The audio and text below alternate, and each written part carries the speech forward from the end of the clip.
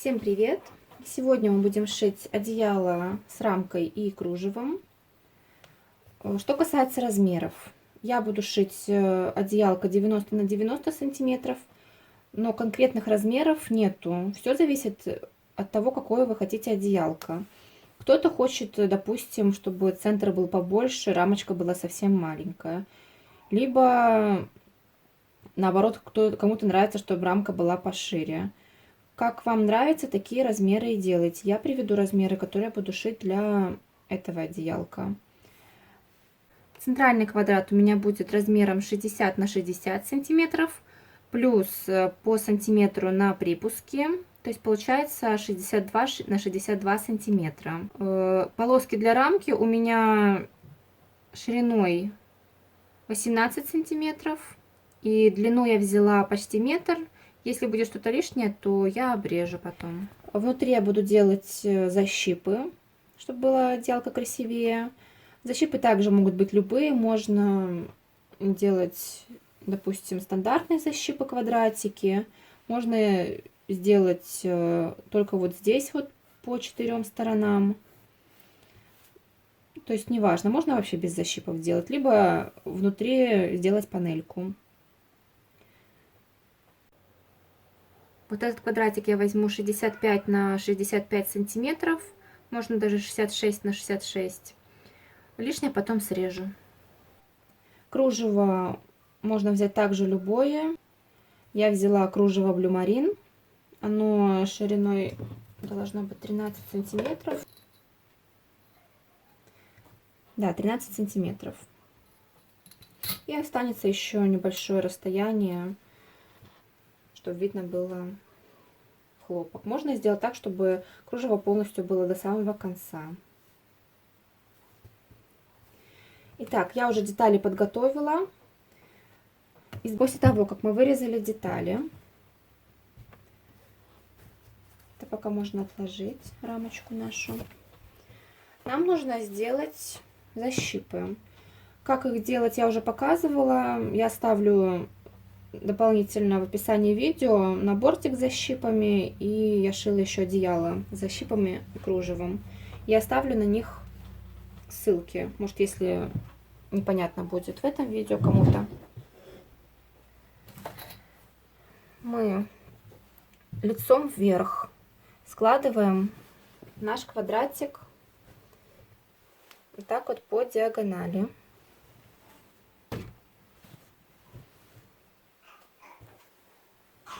И вот эту нашу длинную диагональ мы проглаживаем. Также изначально нужно определиться с размером квадратиков. Можно сделать большие квадратики, можно сделать маленькие. Я буду делать квадратики 20 на 20 сантиметров. Можете сделать, допустим, 22 сантиметра, либо 17 на 17. Итак, сначала мы раскладываем по диагонали, и вот эту длинную диагональ мы проглаживаем. Сначала одну диагональ длинную проглаживаем, потом складываем с другой стороны и проглаживаем точно так же вторую диагональ. Вот так вот у нас получается наши проглаженные линии. И теперь мы берем булавочки. От этой линии мы откладываем в сторону, как я уже говорю, 20 сантиметров.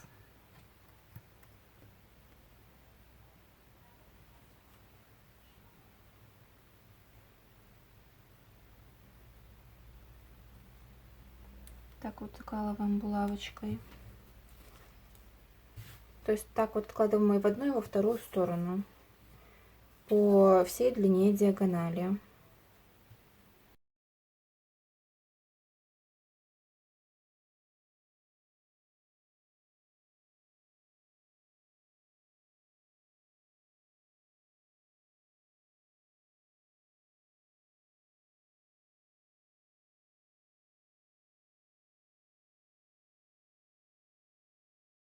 Вот так вот. Теперь берем точно так же, как мы делали, проглаживали эту линии.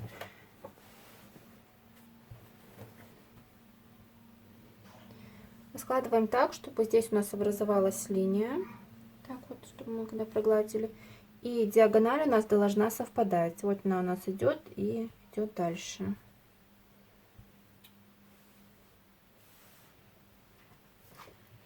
Проглаживаем аккуратненько.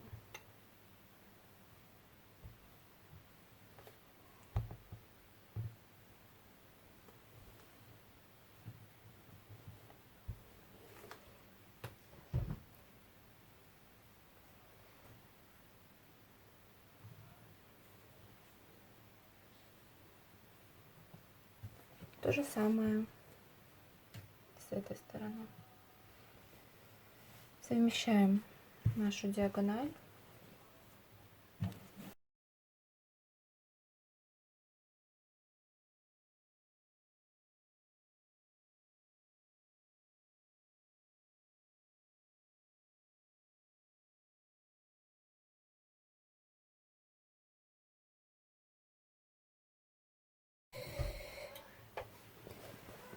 Теперь то же самое мы откладываем в другую сторону, то есть от другой диагонали, тоже 20 сантиметров.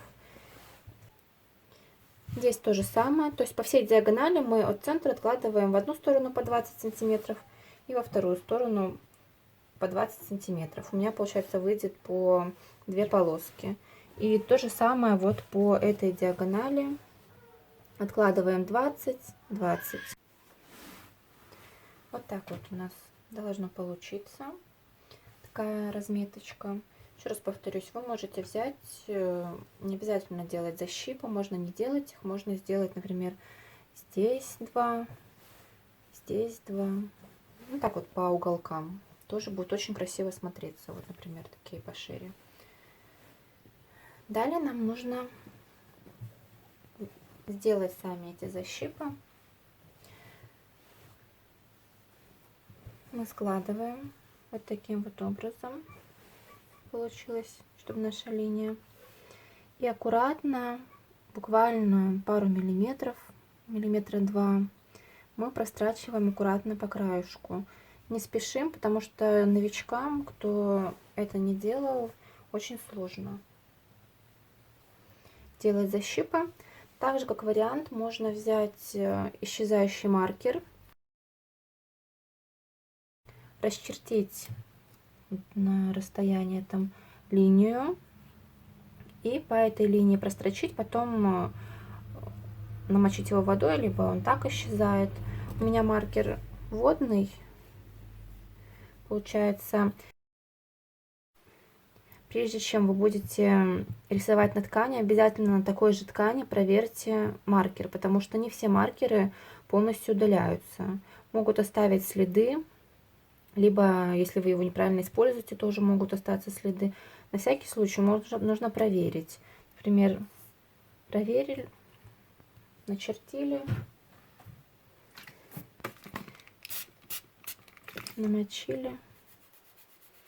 Вот он почти исчез. Вот до конца. И далее уже можно проглаживать. Также есть еще лапки для защипов.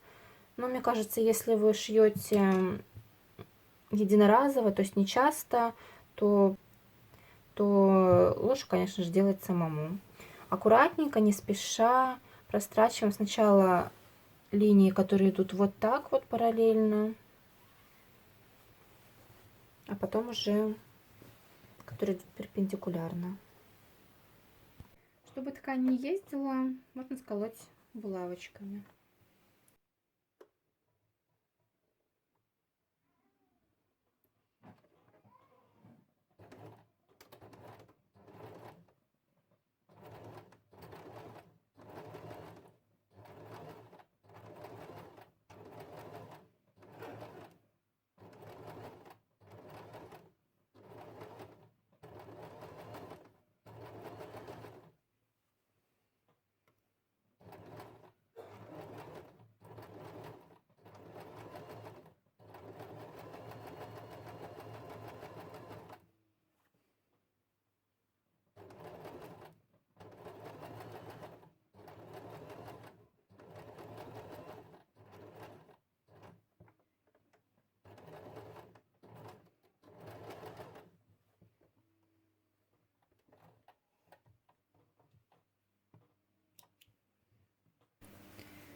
Вот такая у нас получается строчка.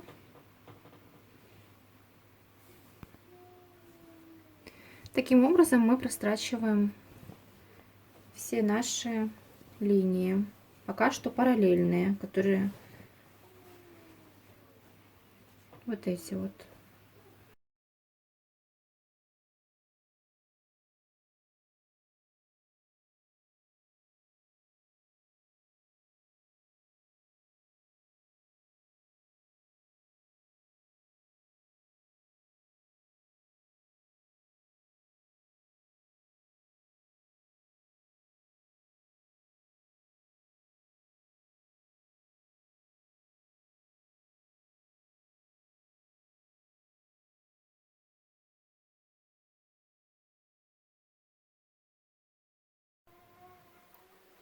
Вот так вот должно получиться. Теперь мы прострачиваем вот эти вот наши полосочки. Нам нужно, чтобы получилось аккуратно, поэтому, когда мы прострачиваем, наши защипы должны смотреть в одну сторону. Например, если верхний смотрит вниз, то поправляем. Следующие все у нас смотрят вниз. И здесь тоже прострачиваем, и все у нас смотрят вниз. Все смотрят в одну сторону. Потому что если, например, здесь будет вниз, а здесь вверх, то будет некрасиво, будет такие вот складочки некрасивые, и перекос пойдет.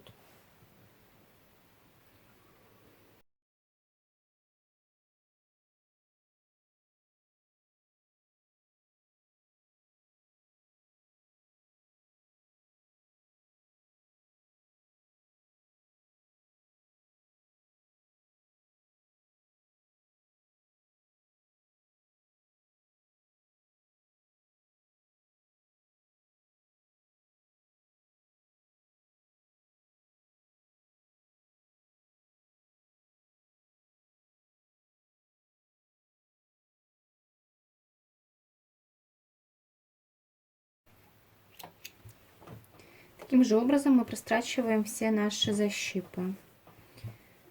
Опять же, начинаем сверху и закладываем, чтобы они у нас смотрели в одну сторону. Получается, теперь нам нужно прогладить. Проглаживаем мы также в одну сторону. Эти проглаживаем вниз, эти тоже проглаживаем либо влево, либо вправо.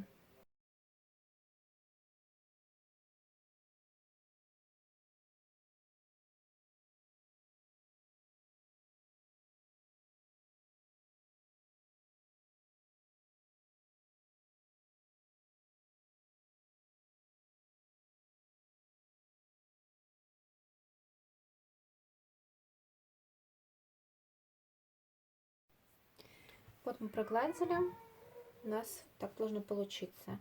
Теперь нужно вот это вот все лишнее подрезать, подровнять, чтобы у нас получился ровный квадратик.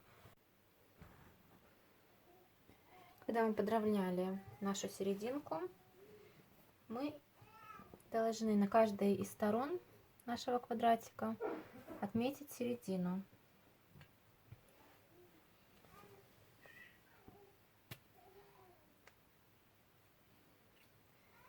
И то же самое на полосочках. Складываем пополам.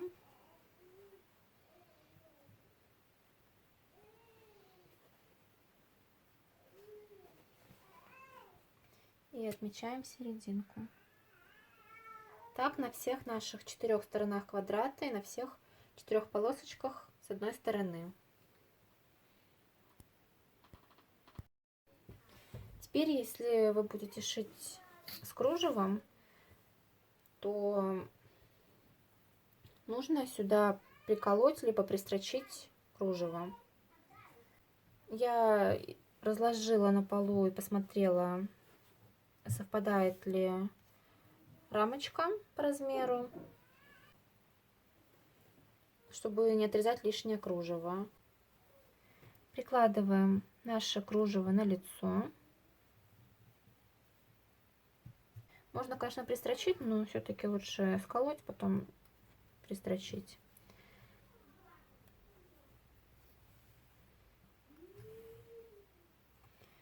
Прикалываем кружево так ко всем нашим 4 сторонам рамочки.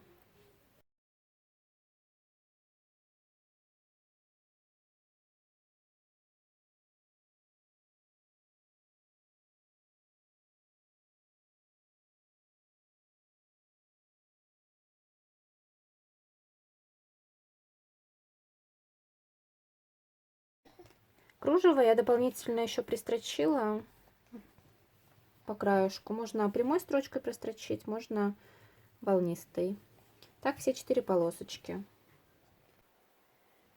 Теперь кладем нашу серединку лицом вверх и нашу часть рамочки лицом вниз. Совмещаем наши меточки и прикалываем булавками.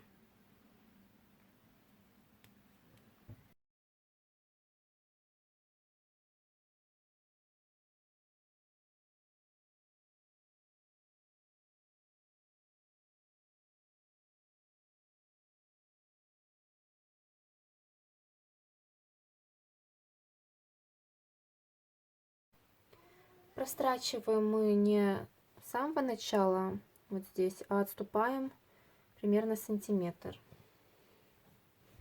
Вот здесь. Либо, если вы строчите на ширину лапки, то ширину лапки отступайте. Можно даже отметить карандашиком. Я буду строчить на сантиметр, поэтому я отмечу сантиметр в начале и сантиметр в конце.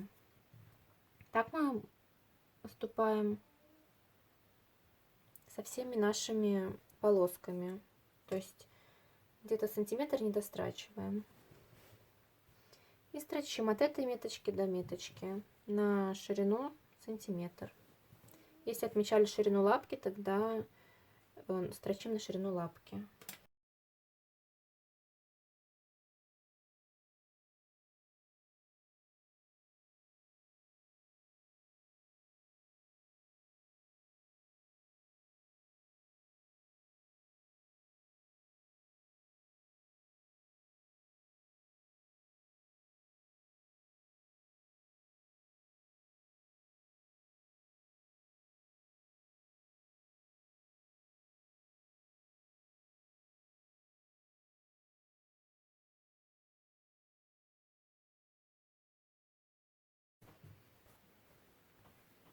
Вот хвостики у нас остаются. То же самое и со всеми нашими частями. Когда мы прикололи вторую полосочку, здесь, в принципе, там, где должна стоять отметинка, начинается строчка. Точнее, заканчивается строчка, когда мы прикалывали предыдущую рамочку, полоску. И от этой строчки аккуратненько, чтобы у нас ткани не попали, начинаем строчить. То есть это своего рода есть наша меточка. Вот так вот у нас получается. Здесь мы закончили строчку, и с этого же конца мы начинаем. Как раз получается на таком же расстоянии. Так мы поступаем со всеми нашими уголками. Точно так же прикалываем лицом к лицу, и опять же от этой строчки мы пришиваем нашу полоску.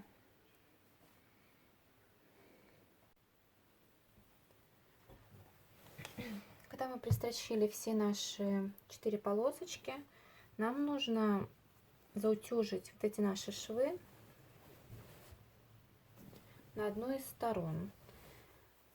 Я буду заутюживать на сторону рамки, так как если сюда заутюжим, то будет просвечиваться, некрасиво топорщиться. Аккуратненько расправляем. И все 4 стороны вот так вот заутюживаем.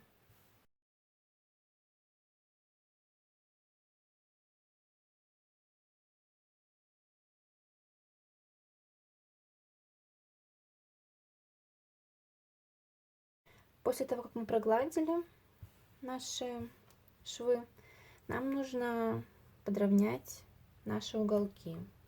Можно сначала нарисовать и обрезать, можно сразу обрезать.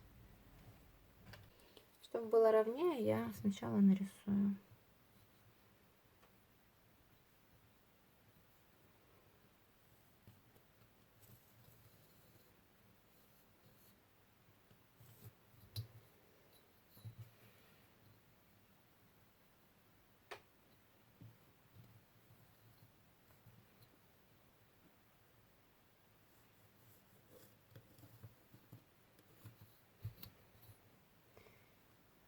И отрезаем.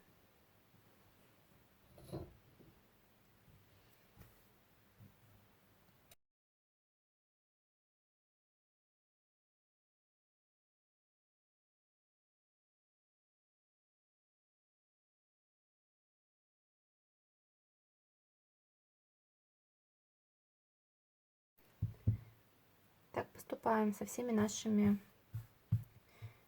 уголками.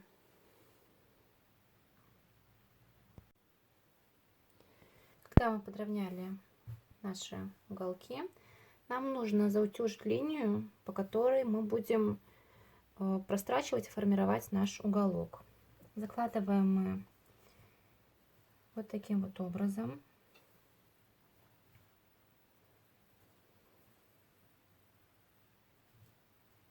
Здесь у нас совпадает.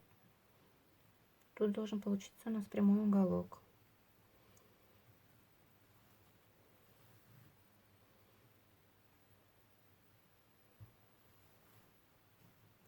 И заутюживаем.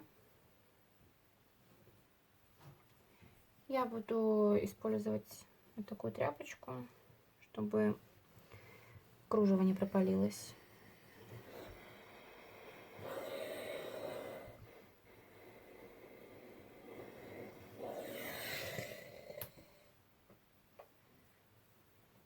Вот так вот у нас получилось. Можно соединить булавочками.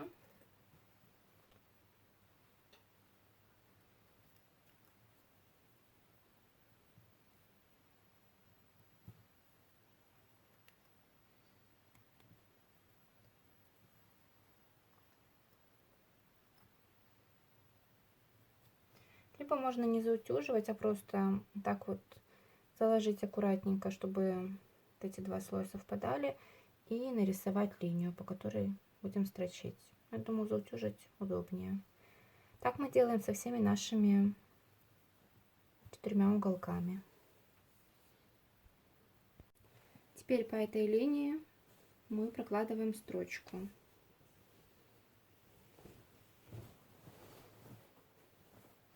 Вот этот вот уголок мы расправляем.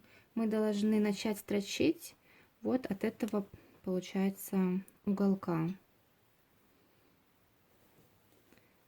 Вот тут заканчивается строчка, и мы аккуратненько идем.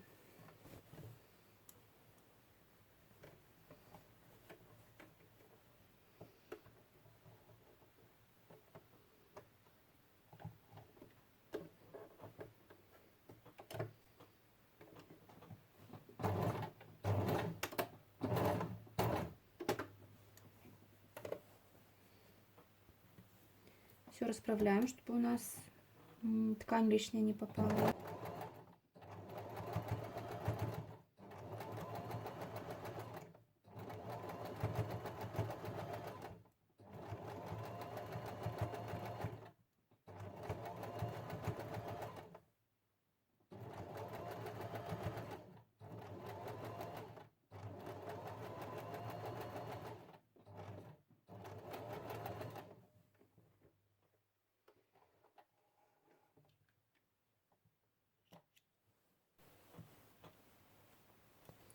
Булавочки можно убрать.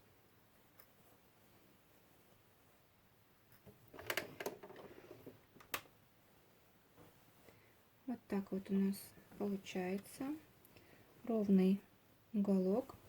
Вот это вот лишнее мы срезаем на ширину припуска. Он у меня был сантиметр, поэтому я на сантиметр срезаю.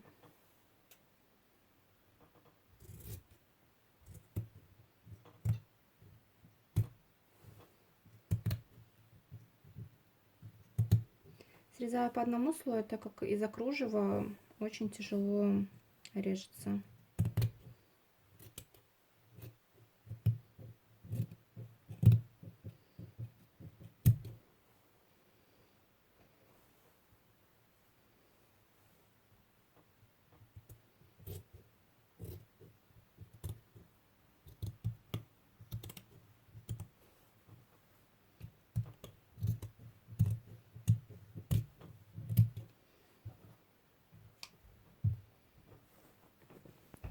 Вот так вот у нас получилось.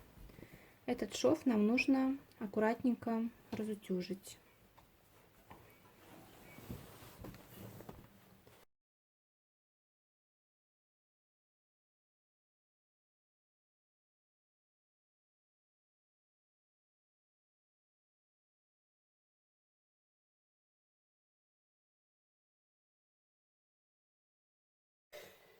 Все то же самое повторяем со всеми нашими уголками. Вот такой вот у нас получилась одеялка. Вот эти вот уголки можно срезать под углом 45 градусов, можно заутюжить на сторону шва. Теперь нам нужно эту деталь соединить с утеплителем. Есть несколько вариантов. Можно эту деталь наложить на утеплитель и прострочить вот так аккуратненько в шов, чтобы не видно было. Либо можно на каком-то расстоянии отступить. И по вот этим швам можно прострочить. Либо можно вырезать вторую часть, то есть обратную сторону нашего одеялка, и простегать ее с утеплителем. Как это сделать, я скину ссылки в описании. Там как шить конверты. И я подробно показывала, как делать стежку. Я буду делать первым вариантом, то есть на утеплитель буду накладывать и прострачивать по квадратику этому. Я думаю, этого будет достаточно. Либо можно уже соединить все слои, и потом уже, чтобы соединить все 3 слоя, тогда уже прострочить по периметру. То есть как хотите, так и делайте, как вам удобнее. Я еще раз говорю, прострочу с утеплителя по квадратику, а потом уже, чтобы соединить все детали, уже прострочу по краешку.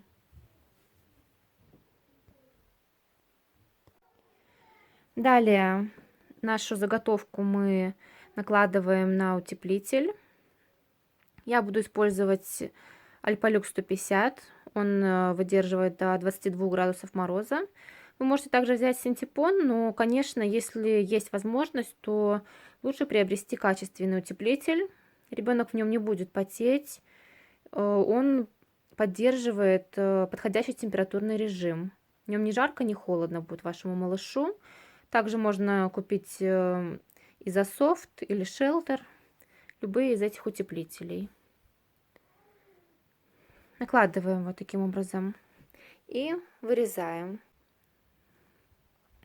Чтобы легче было пристрачивать, можно оставить где-то пару сантиметров запас, потом его обрезать. Скалываем теперь часто булавочками, особенно вот здесь, чтобы было проще прострочить. Начинаем строчить.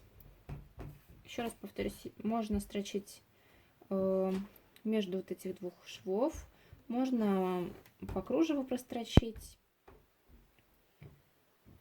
Если у вас, например, рисунок позволяет, допустим, есть прямая линия на кружеве, можно по ней прострачивать. Я буду прострачивать между швов, чтобы максимально не было видно.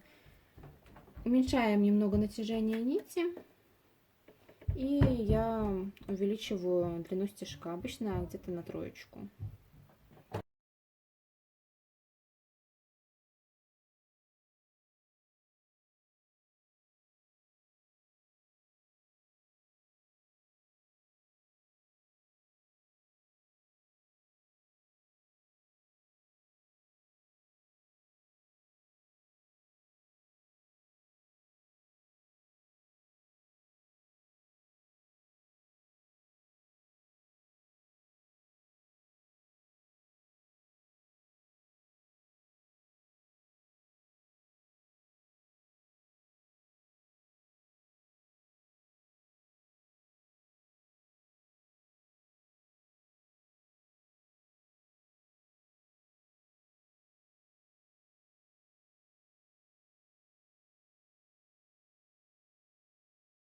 Если ткань плохо идет, можно помогать себе проталкивать чуть-чуть.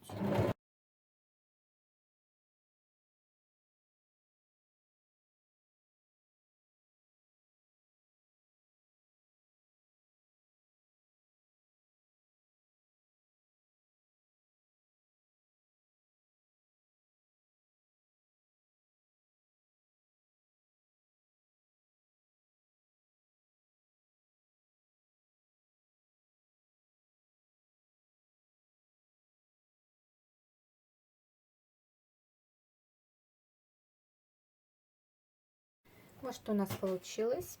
Я еще также прострочила по всем уголкам. Вот так вот с изнанки. Теперь нам нужно измерить нашу заготовку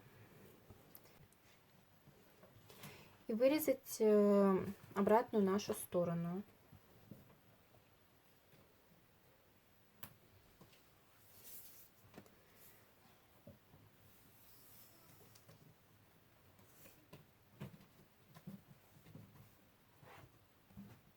У меня получилось 93 на 93 сантиметра.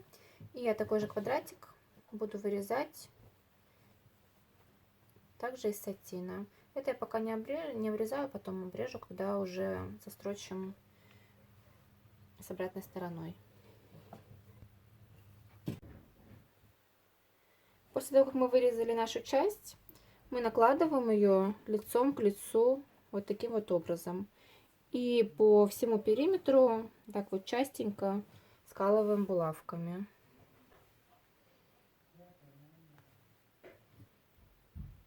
Прострачиваем мы на ширину припуска, который вы делали по всему отделку. У меня это 1 сантиметр. Прострачиваем по всему периметру и оставляем сантиметров 15 где-то, чтобы вывернуть наша отделка на лицевую сторону.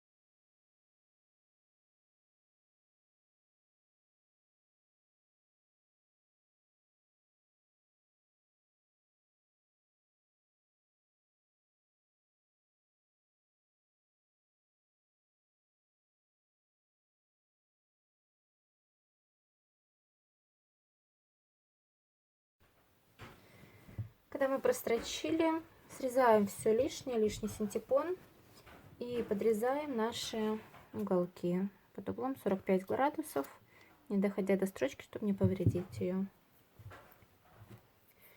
Место, где мы оставляли для выворачивания, одну сторону, которая с утеплителем, я так вот по краешку прострочила, чтобы потом легче было зашивать потайным стежком. И выворачиваем теперь.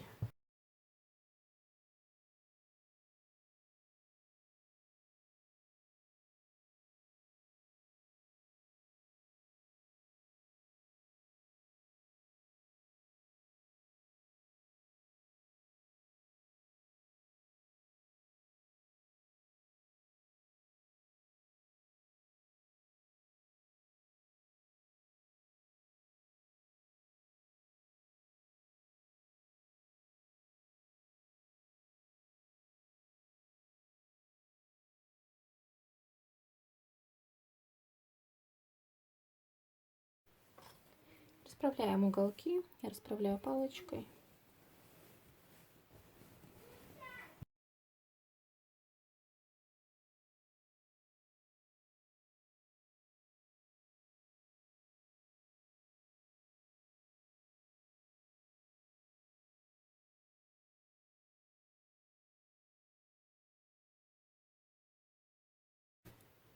Теперь аккуратненько закалываем булавочками и зашиваем наше отверстие потайным стежком. После этого можно так оставить, но если вы хотите закрепить два слоя между собой, то можно прострочить по всему периметру на сантиметр на 2 одеялка декоративной строчкой.